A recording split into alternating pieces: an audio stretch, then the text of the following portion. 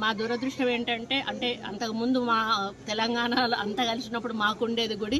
మేము శ్రీశైలం గుడిని విడిపోవడం వలన కోల్పోయినా కూడా మాకు ఈ భక్తి అయితే మాకు ఎప్పుడు కూడా ఉంటుంది.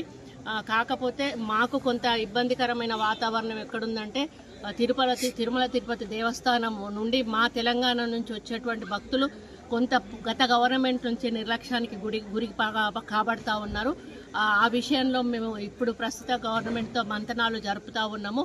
గతంలో తెలుగుదేశం ప్రభుత్వం ఉన్నప్పుడు అధికారంలో ఉన్నప్పుడు ఏ విధంగా అయితే కొన్ని పద్ధతులు నియమాలు పాటించేవాళ్ళు అదే పద్ధతిలో మా ప్రభుత్వానికి కూడా వారు ఇవ్వాలని వారికి మేము రిప్రజెంటేషన్ కూడా ఇవ్వడం జరిగింది. ముఖ్యమంత్రి గారు కూడా ఈ రాష్ట్ర ముఖ్యమంత్రి గారితో కూడా మాట్లాడడం జరిగింది.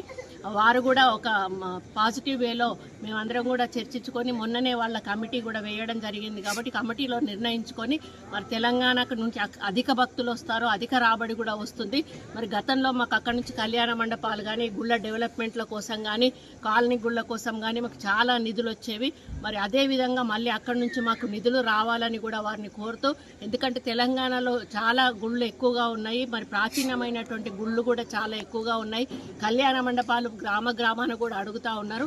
కాబట్టి టీటీడీ వారు తలుచుకుంటే ఇవన్నీ కూడా జరిగే అవకాశం ఉంటుంది. కాబట్టి వారు తప్పకుండా ఒప్పుకొని మా తెలంగాణకు ఒక ప్రత్యేకమైనటువంటి మరి నమ్మకాన్ని కలిగించి మా మీద ఒక ప్రత్యేక దృష్టి సారిస్తారని ఆశిస్తూ మరి స్వామివారికి దర్శనం చాలా బాగా అయింది.